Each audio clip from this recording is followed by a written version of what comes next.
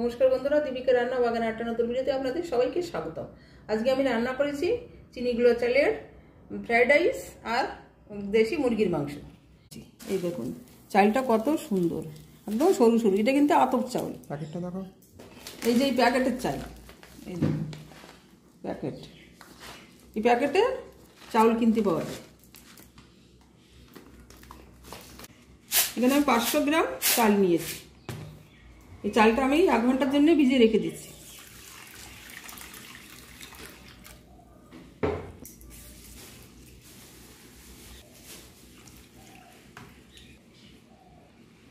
আজকে রান্না হচ্ছে চিনি গুঁড়া চালের ফ্রাইড রাইস দেশি মুরগির মাংস।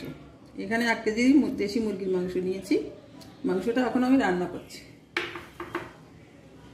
কড়াইটা আমার গরম হয়ে গেছে, দিয়ে দিচ্ছি সরষের তেল। মাংসের আলু দিচ্ছি, আলুটা আমি ভেজে নিচ্ছি।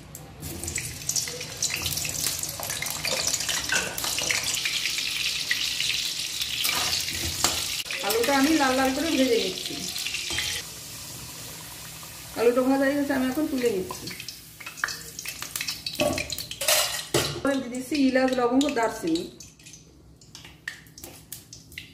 একটা শুকনো লঙ্কা, গোটা জিরে,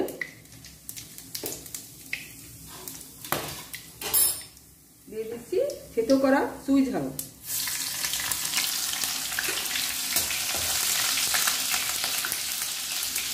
এখন এক এক করে মশলাটা দিয়ে দিচ্ছি।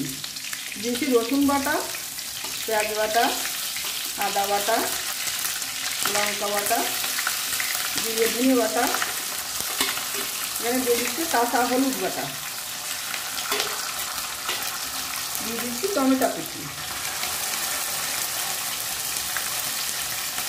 দিয়ে দিচ্ছি পরিমাণ মতো নুন। এই মশলাটা আমি এখন ভালো করে কষিয়ে নিচ্ছি।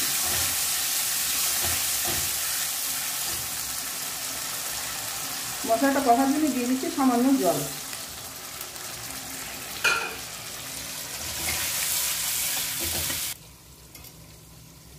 কালারের জন্য দিয়ে দিচ্ছি কাশ্মীরি লঙ্কার গুঁড়ো। ঝাল হয় না, কালারের জন্য। মশলার সঙ্গে মিশিয়ে নিচ্ছি। মশলাটা আমার কষা হয়ে গেছে, এখন দিয়ে দিচ্ছি দেশি মুরগির মাংস।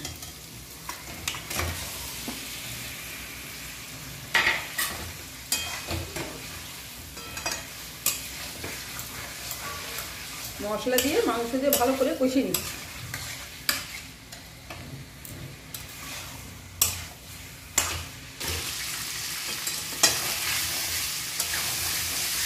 মাংসটা আমার কষা হয়ে গেছে, এখন দিয়ে দেবো দুধ। আমি পুরো মাংসটা এখন দুধ দিয়ে রান্না করছি। দিয়ে দিচ্ছি হালকা গরম দুধ।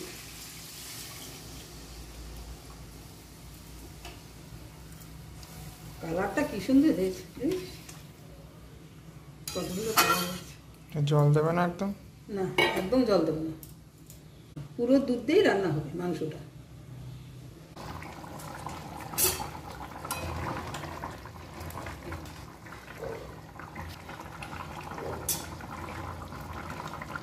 মাংসের ভিতরে দিয়ে দিচ্ছি 1 চামচ গরম মশলা, শাহি গরম মশলা।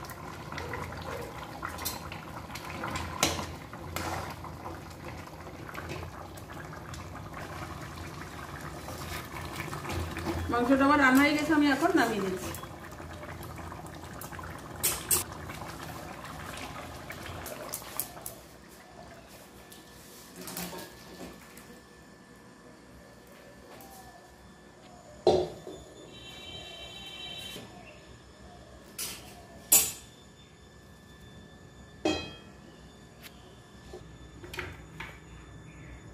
বন্ধুরা, ফ্রাইড রাইস করছি, তার জন্য কড়াইতে দিয়ে দিচ্ছি ঘি। এক এক করে সবজিগুলো আমি দিয়ে দিচ্ছি।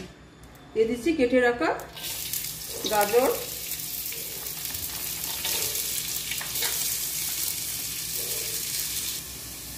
দিয়ে দিচ্ছি টুকরো করা ক্যাপসিকাম, দিয়ে দিচ্ছি টুকরো করা বিন, দিয়ে দিচ্ছি মটরশুঁটি, দিয়ে দিচ্ছি টুকরো করা ক্যাপসিকাম, সবুজ ক্যাপসিকাম দিয়ে দিচ্ছি।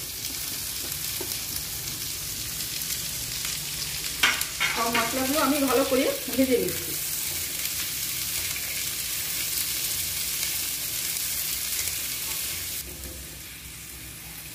সবজিটা আমার ভাজা হয়ে গেছে, দেখুন এরকম করে ফ্রাইড রাইসের সবজিগুলো ভেজে নেব। আমি এখন দিয়ে দিচ্ছি চিনিগুলো চালের ভাত। ভাতটা আমি করে ফ্যান ঝরিয়ে নিয়েছি।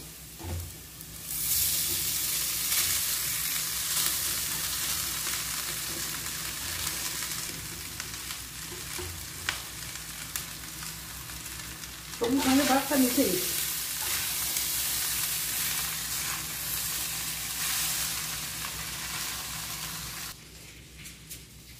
ফ্রাইড রাইসের ভিতর দিয়ে দিচ্ছি চিনি। ফ্রাইড রাইসটা একটু মিষ্টি মিষ্টি হলে ভালো লাগে। চিনি দিয়ে কড়াই ধরে একটু ঢেকে নিচ্ছি।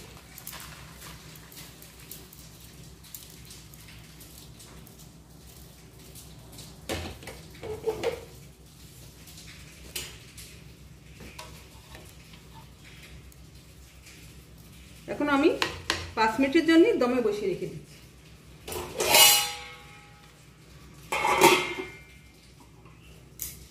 ঢাকনা তুলে নিচ্ছি। আমার 5 মিনিট হয়ে গেছে। আমার ফ্রাইড রাইসটা রান্না হয়ে গেছে। এই দেখুন, গন্ধ খুব সুন্দর। ভিডিওটি ভালো লাগলে লাইক আর শেয়ার করবেন। চ্যানেলে নতুন হলে সাবস্ক্রাইব করে অল অপশনটি প্রেস করবেন। ধন্যবাদ, সবাই ভালো থাকবেন।